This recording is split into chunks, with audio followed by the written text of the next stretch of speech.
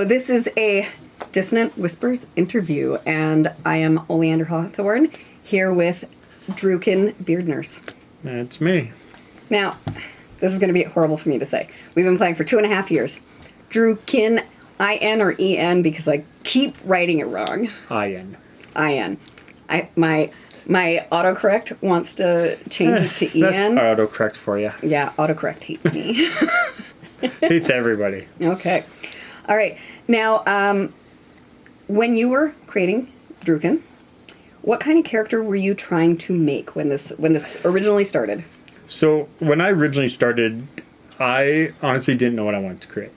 I wanted to be the healer of the group just because it's more fun. So Not too many people think that. No, they don't. But I was just going to do, honestly, just a straight cleric build all the way up. I wasn't going to do anything.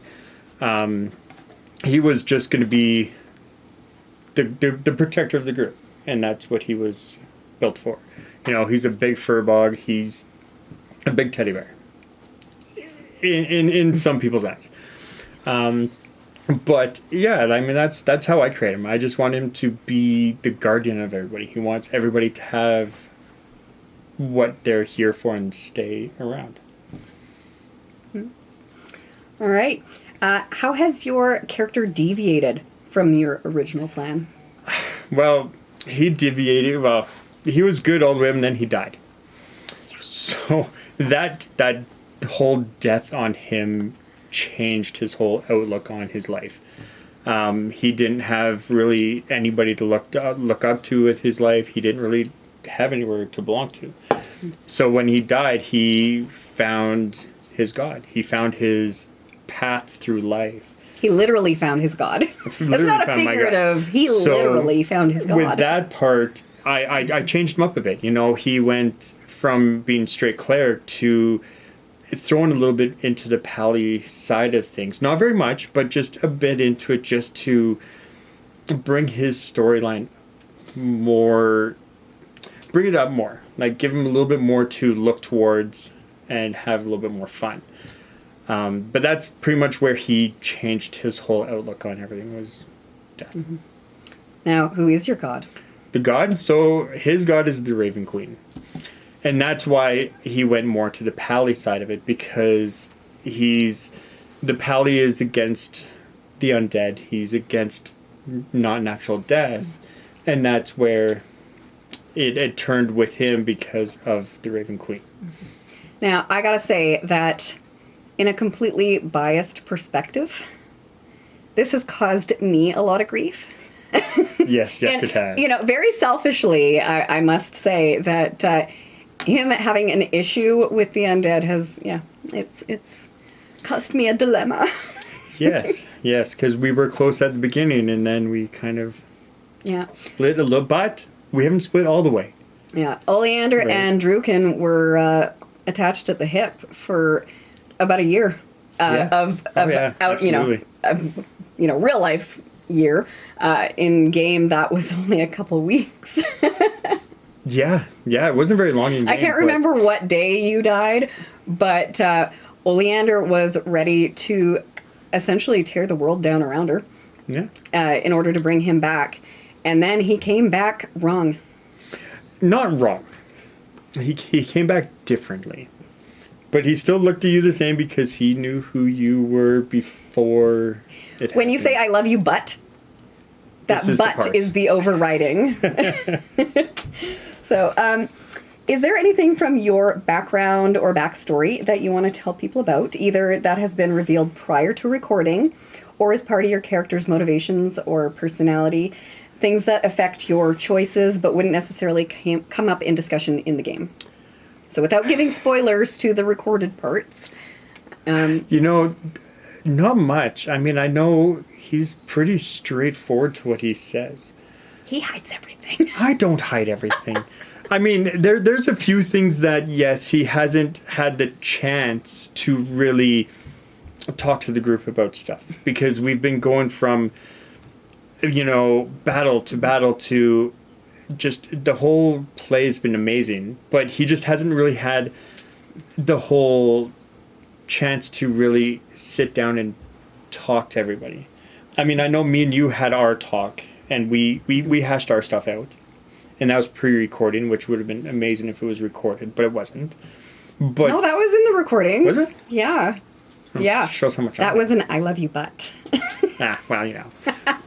But yeah, I mean, other than that, he just hasn't had the time to really sit down and talk to everybody because there's been so much going on. Yeah.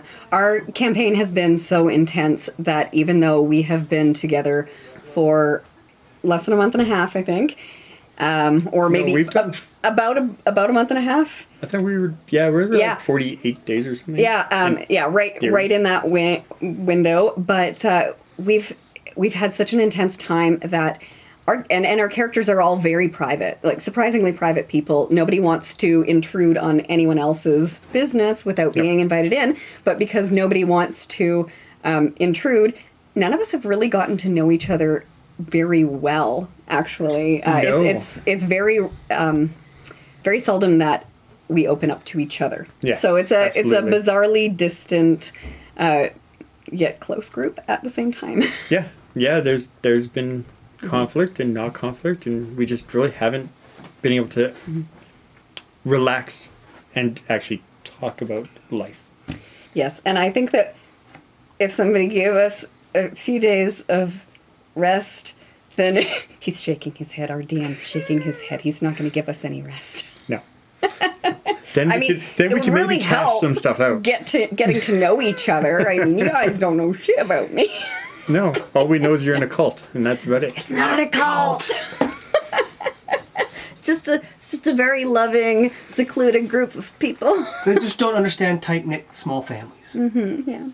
All right. What is your favorite game moment prior to recording that affected your character's development or choices?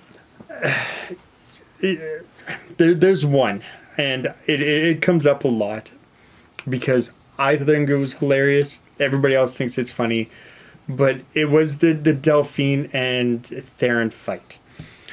You know, that whole thing was it was incredible to watch, and everybody who was there in game style didn't know what was going on, except for me. I noticed something in it that made me dislike Theron. What was it that you noticed? So I noticed because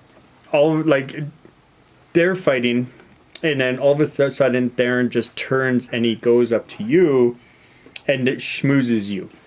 So my guy looked at it and it's like, oh, so you're just, you're charming everybody to like you. And I was instantly smitten. yes, and I didn't like that because at that point I was there. Then you guys I'm protecting you, and I know I don't want you guys to go wrong. And seeing that Delphine and him are arguing, and then all of a sudden he goes to her best friend in game and schmoozes her, and now she's all smitten over him. I don't like it. It was just very irrational moment. Yeah. I don't know why suddenly I would have been so smitten. And it wasn't even planned for me to even hate it wasn't planned at all. It just happened. So it was just like a spur of the moment thing, and I think that is where it went into everything. And then, I found out stuff about Theron afterwards, and I tried throwing him off of, I was tempted to throw him off of a balcony, but I didn't. It was a fun image. It would have been great, but being a cleric and a lawful good character, you can't do stuff like that. Your inside thoughts and wishes have to stay inside. Yes. Yeah. I can't show them that much. Yeah. Yeah. But that's where my change of my character went about him. Mm-hmm. And now, what is your goal or aspiration? What is Drukin trying to accomplish? God, I don't even know. That's a hard question just because there's so much that he needs to still learn. He still has to learn more on the Raven Queen, on his god. He needs to figure out other stuff that we need to figure out. I mean, that's a tough question. Mm-hmm. Now, obviously, we know where your allegiance lies, but how do you feel about that?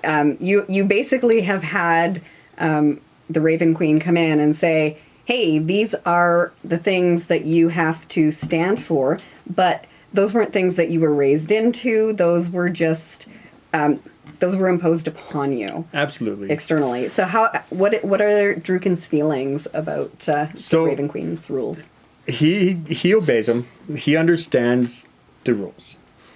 Now, when it comes to certain party members, he understands. He knows that, that's not right in his eyes. That he knows that you were forced upon this. So you weren't born into the vampirism. Or, same with Einar being hit like how he is. He wasn't born into that. He got forced into it. So I know how you were before that happened, and he knows you're a good kid, like a good person at that point. But he also knows that that side of you could turn and go bad, and that's what he doesn't want. So he's trying to find his way to. I don't want to say it in a bad way, but kind of like cure that side if he can. He wants to cure something about us. He wants to take the devil out of you. But not in that, not the bad way. But he's trying to, he's just trying to, I don't even know how to even say it, but.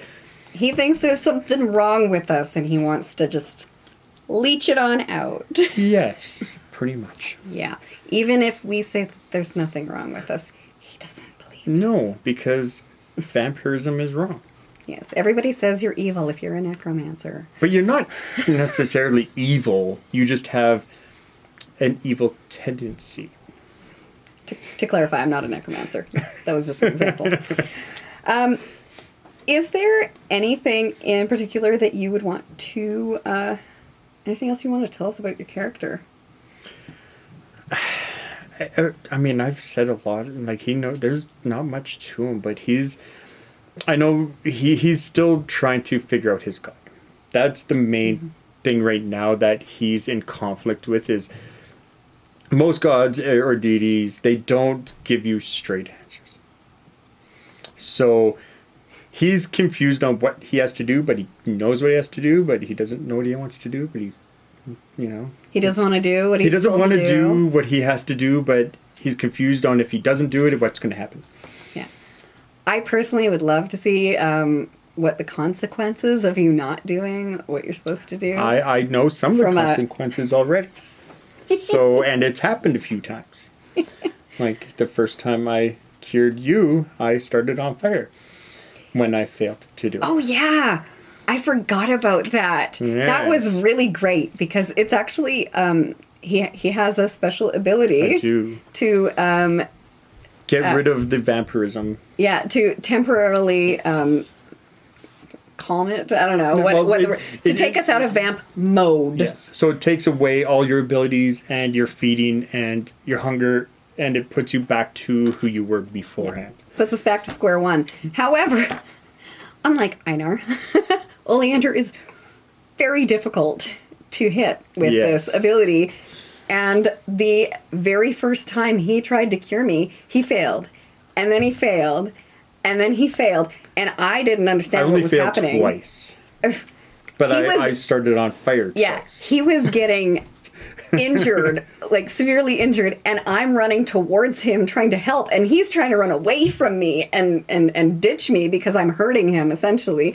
And that was crazy. That was actually one of Oleander's most traumatizing nights because you never explained to her what was happening, and she has never, like during the campaign, she had never felt quite so abandoned as somebody running away from her that she cared about while she was trying to help them. That is very true. Yeah. It was interesting. Yeah. Now, I got one more thing for you that I want you to repeat after me. My. I don't know if I want to repeat this. Say it. My. God. No, I'm not saying it. I know what you're going to do, and it's not going to happen. She's awful and I hate her. She's great. She's evil. Only And because you're undead. I may eventually just have to have a vendetta against her. Well, that's on you. Yeah. Well, that might be on. Thank you very much, Drukin, for joining me for a little get to know you. You're welcome. Yeah. Bye.